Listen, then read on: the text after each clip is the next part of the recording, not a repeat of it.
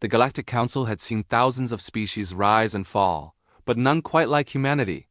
They were contradictions wrapped in flesh, simultaneously violent and compassionate, logical and emotional, selfish and selfless. It was this paradox that made them both feared and admired across the stars. Arya Van embodied that contradiction perfectly. She stood in the sterile white corridors of Station Proxima 7, her boots echoing against the metal floor as she made her way toward the detention sector.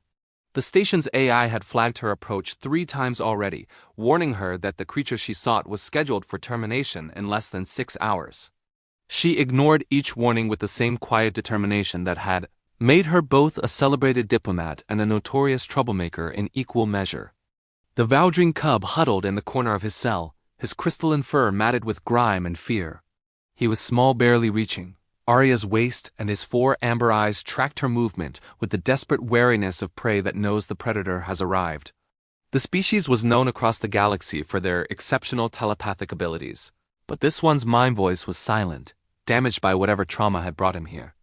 "Hello," Arya said softly, lowering herself to sit cross-legged just outside the energy barrier. "My name is Arya Van." The cub flinched, pressing himself harder against the wall. His designation tag identified him only as Prisoner 4471K, convicted of attacking a council administrator. The file said he was feral, dangerous, beyond rehabilitation. The file said a lot of things that Arya had learned to doubt over her 15 years in the diplomatic corps.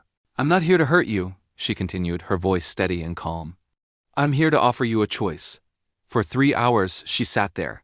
She didn't move, didn't push. She simply existed in his space, radiating the peculiar human patience that so many other species found baffling. Humans could wait. They could sit with discomfort. They could extend compassion even when logic screamed against it. Finally, the cub's mental voice emerged, broken, fragmented, barely coherent. "Why?" "Because everyone deserves a second chance," Arya replied. "Because I've read your file and I know you were defending yourself. Because you're just a kid, and kids shouldn't die for being scared." The council objected, of course. They always did when humans interfered with established protocols. But Arya invoked Treaty Clause 47B, claiming the cub as a diplomatic ward under human protection. It was a legal loophole, technically allowed but rarely used because most species considered it beneath them to claim criminals as their responsibility. Humans, however, had a peculiar relationship with redemption.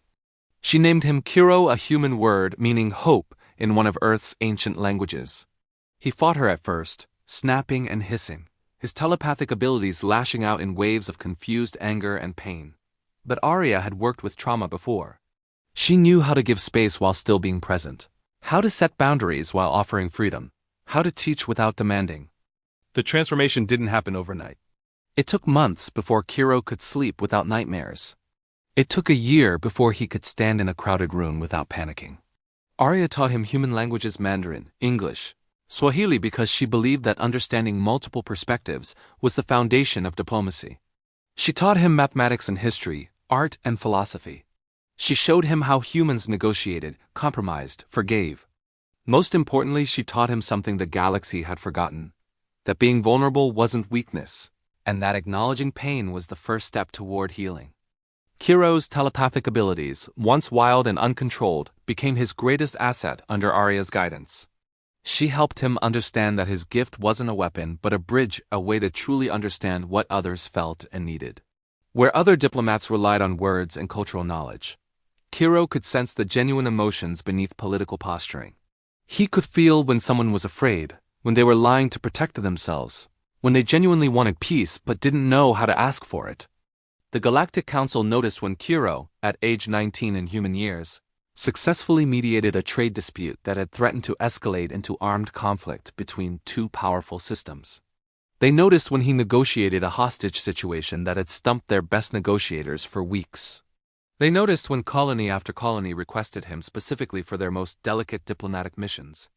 What they didn't notice, or perhaps didn't want to acknowledge, was that Kiro's success was fundamentally human in nature. He had learned humanity's strange habit of seeing people rather than problems, of valuing connection over conquest, of believing that even the most broken things could be mended with patience and care. 10 years after Arya had walked into that detention cell, Kiro stood before the full Galactic Council as the newly appointed first envoy for interspecies relations, the youngest being ever to hold the position. His crystalline fur gleamed with health, his 4 eyes bright with intelligence and compassion.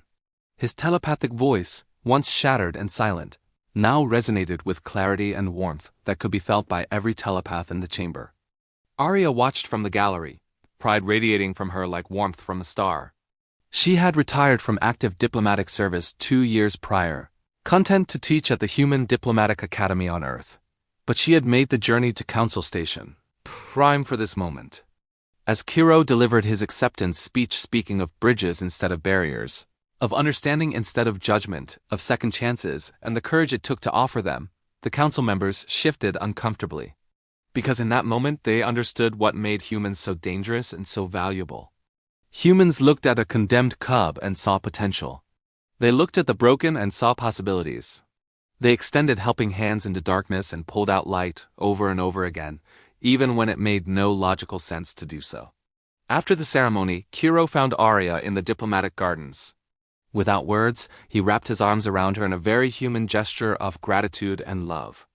"Thank you," he whispered, both aloud and telepathically, "for seeing me when I couldn't see myself." Arya smiled, her eyes bright with tears. "That's what humans do best, Kiro. We see each other. And we never, ever give up on hope." Across the galaxy, in detention centers and forgotten corners, other humans were making similar choices, extending hands to the condemned, offering chances to the forgotten, believing in redemption when everyone else had moved on.